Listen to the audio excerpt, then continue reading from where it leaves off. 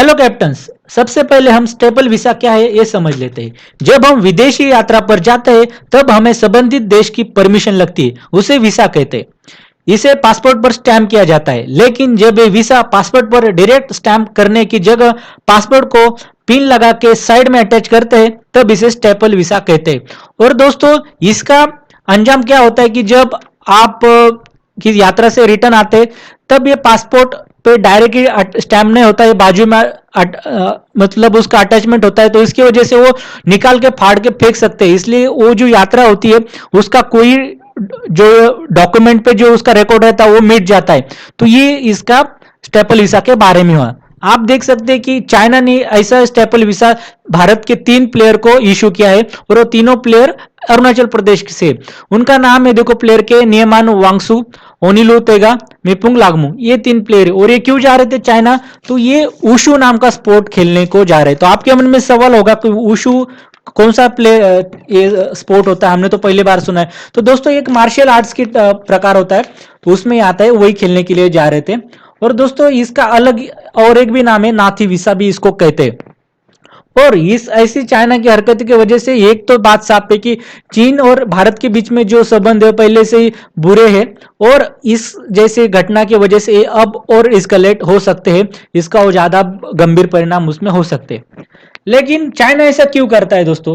तो देखिए दोस्तों, जैसे कि विजय गोखले थे जो कि फॉरेन सेक्रेटरी थे भूतपूर्व में, तो उन्होंने उनके बुक में लिखा था कि, और ये ऐसी एक फैक्ट भी है कि जो चाइना है अरुणाचल प्रदेश को खुद का पार्ट समझता है। वो इसको साउथ तिब्बत, जैसे कि चाइनीज भाषा में उसको झांगनान कहते हैं, तो वो ऐसा कहता है कि ये अरुणाचल प्रदेश हमारा ही पार्ट है और वहां पे जो लोग बसे वो चाइनीज ही है।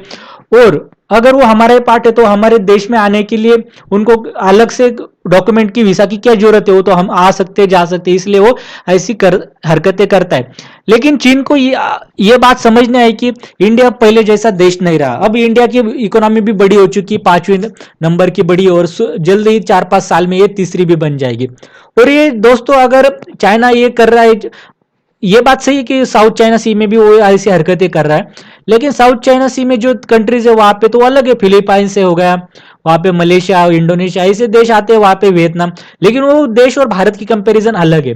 भारत एक बड़ी इकोनॉमी है, और अगर चाइना खुद को 2 नंबर की, और लेकिन दोस्तों 2 नंबर की और 3 नंबर की अगर कुछ ज्यादा ही फाइट होती है, कुछ होता है, तो इसका अंजाम चाइना को भी बहुत ही कड़ा भुगतना पड़ेगा। और दोस्तों, ये चाइना इसको पॉलिटिकल टूल के जैसा इस्तेमाल कर रहा है, और ये पहली बार नहीं हुआ चाइना ने ऐसे किया। चाइना पहले ही करता है, 2009 से ये करते आ रहा है। 2011 में भी उसने 4-5 खिलाड़ियों को जो कि अरुणाचल प्रदेश से आते हैं उनको ऐसे हरकतें, उसको एक ऐसा वीसा दिया था, स्टेपल वीसा। भारत ने तब भी प्रोटेस्ट किया था। और ये सिर्फ अरुणाचल प्रदेश की ही नागरिकों को देता है क्या? तो नहीं, ये जम्मू कश्मीर के नागरिकों को ही देता है, क्योंकि ये समझता है कि अक्सर चीन वगैरह और जो कुछ लद्दाख का पार्ट है वो हमारा ये, मतलब उनका ही वो समझ लेता है।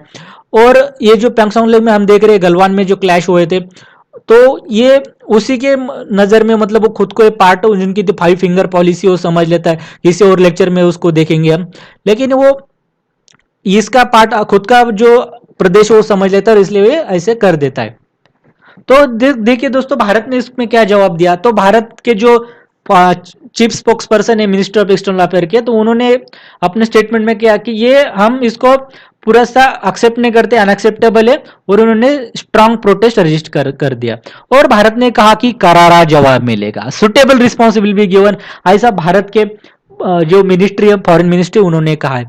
और दोस्तों, अगर इसके पीछे आप देखें तो जैसे कि अरुणाचल प्रदेश का तो ये तो मसला ही है, लेकिन कि पिछले हफ्ते में अगर देखें तो जैसे कि अमेरिका की टेस्ला कंपनी, इलेक्ट्रिकल कार में बड़ी कंपनी, वैसे ही जैसे चाइना की एक इलेक्ट्रिकल कंपनी, बड़ा नाम है उनका, टॉप की है, तो उसका नाम है BYD।